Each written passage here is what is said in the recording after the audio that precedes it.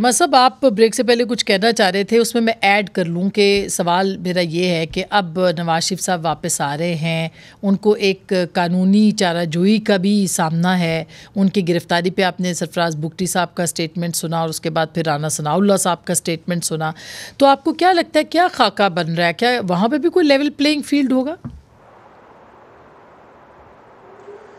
देखिए, level playing field की पता नहीं हमारे यहाँ क्या डेफिनेशन है। हम लेवल प्लेइंग फील्ड देते हैं या माइनस फार्मूले पे अमल करते हैं।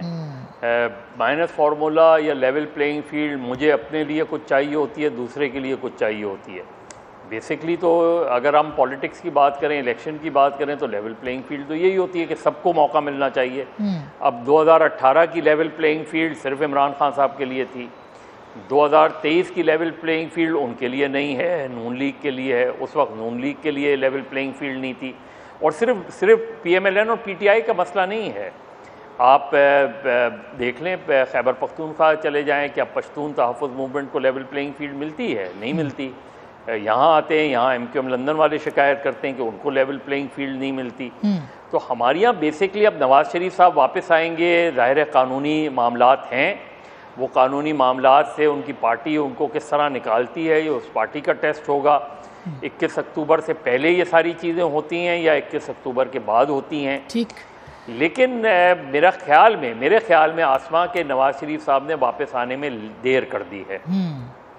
उन्होंने बहुत लंबा गैप दिया है, 3-3.5 साल का। ये वैक्यूम देखिए, वैक्यूम रहता नहीं है, ये कोई ना कोई उसको फिल करता है। PTI ने पंजाब में आप देख लेना कि पंजाब में आज लाहौर में, फैसलाबाद ले लें, इन इलाकों में ले लें, क्या मुस्लिम लीग नून की वो सिचुएशन है जो 2020 में थी? अच्छा, 2021 में बिल्कुल अच्छा फाद साहब, आपको क्या लगता है कोई फ़र्क पड़ेगा नवाज शरीफ साहब के आने से, उनकी जमात के हवाले से?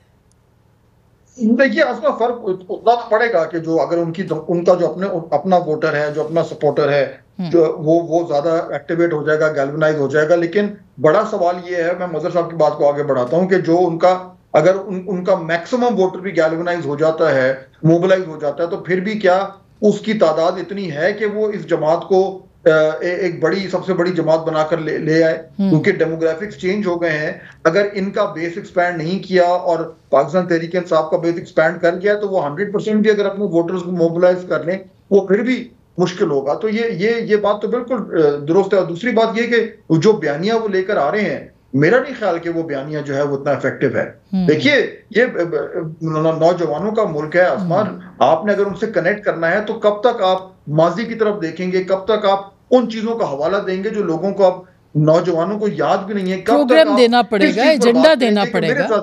सही बात है। देखिए ना, ये जो इस टाइम जो इतना बड़ा बहरान है, उससे निकलने के लिए क्या इलाज है, क्या प्रिस्क्रिप्शन है, और उससे भी ज्यादा इंपॉर्टेंट आपने लोगों को आगे के बारे में बात करनी है, फ्यूचर के बारे में होप देना है। ये मुल्क कैसे तरक्की करेगा, ये माशरा कैसे बेहतर होगा, ये वो आइडियाज हैं जो लोग सुनना चाह रहे हैं। ये नहीं कि आज से 10 साल पहले, 15 साल पहले जो है क्या हुआ था और हमारे साथ क्या ज्यादती हुई थी। मगर हम माजी से अलग भी तो, बिल्कुल माजी से अलग भी तो नहीं हो सकते खान साहब। लोगों को सच भी तो बताना चाहिए कि यहाँ पे पाकिस्तान के अंदर सियासत में इन्वॉल्वमेंट कितनी रही है। तो क्या नवाज शरीफ साहब वो भी बताना उनको चाहिए और एजेंडा भी लेके आना चाहिए, तब फ़र्क पड़ेगा आपके ख्याल में? देखिए, इस वक्त ये बात जो कह रहे हैं ये गलत नहीं है, इन्होंने देर कर दी है। शुरू में इनका भी एजेंडा यही था। इन्होंने जो जलसों में तकरीरें की हैं, तो वहाँ से तो उसमें तो उन्होंने यही कहा है कि जी आप आयो साहब, क्या काम है, आप क्यों सियासत कर रहे हैं, आप क्यों पॉलिटिकल इंजीनियरिंग कर रहे हैं, वगैरह वगैरह। ये बात सही थी, लेकिन अब उन्होंने देर कर दी है। और उसके बाद लेकिन आप मानते हैं कि जब बाजवा ने पॉलिटिकल इंजीनियरिंग की इन फेवर ऑफ PTI?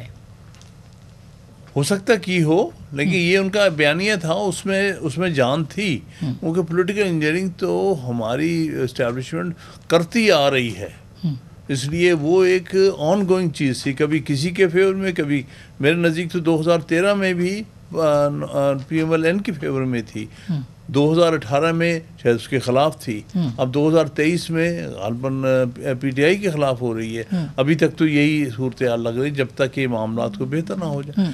तो ये उनका जो बयानिया था दुरुस्त बयानिया था, लेकिन उसके बाद انہوں نے اس کے بالکل سیاسی کلا بازی کھائی ہے. اس کے بعد انہی لوگوں کے ساتھ انہوں نے ڈیل کر لیا. انہوں نے ڈائریکٹلی کیا ہے یا انڈائریکٹلی کیا ہے, شہباز شریف کو آگے کر کے کیا ہے, لیکن سب نے دیکھا ہے کہ جن کے خلاف یہ بات کر رہے تھے اور جلسوں میں کہہ رہے تھے, اور انہی کے خلاف پھر اسی باجوہ کے ساتھ انہوں نے, ان کے بھائی نے ڈیل کی اور حکومت حاصل کی. میں بہت بالکل صحیح کہہ رہے ہیں. اب میں کوئکلی فہد صاحب آپ کچھ کہنا چاہتے جو حامد خان صاحب نے کہا ہے کہ اس کا مطلب میں مختصر کہ پاور ٹاکس ٹو پاور, یہ مریم نے کہا تھا, مریم نواز نے, اور عمران خان صاحب بلیوز ان دس.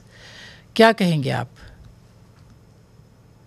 دیکھیے یہ ایک ایز اے پرنسپل تو چلیں بات ٹھیک ہے, لیکن جو پاور ٹاکس ٹو پاور تو اس میں آپ نے یہ بھی دیکھنا ہوتا ہے کہ وہ جو دو حریف ہیں ان کا پاور ڈیفرنشیل کتنا ہے, آپ وہ بھی دیکھنا ہوتا ہے. ٹھیک. اور یہ مئی 9 میں کے بعد ثابت ہو گیا ہے کہ اگر پاور ڈیفرنشیل بہت زیادہ ہے تو پھر پاور ٹاکس ٹو پاور نہیں ہوتا, پھر ایک جو ہے وہ دوسرے پر حاوی ہوتا ہے. اچھا مذہب, یور ٹیک سر.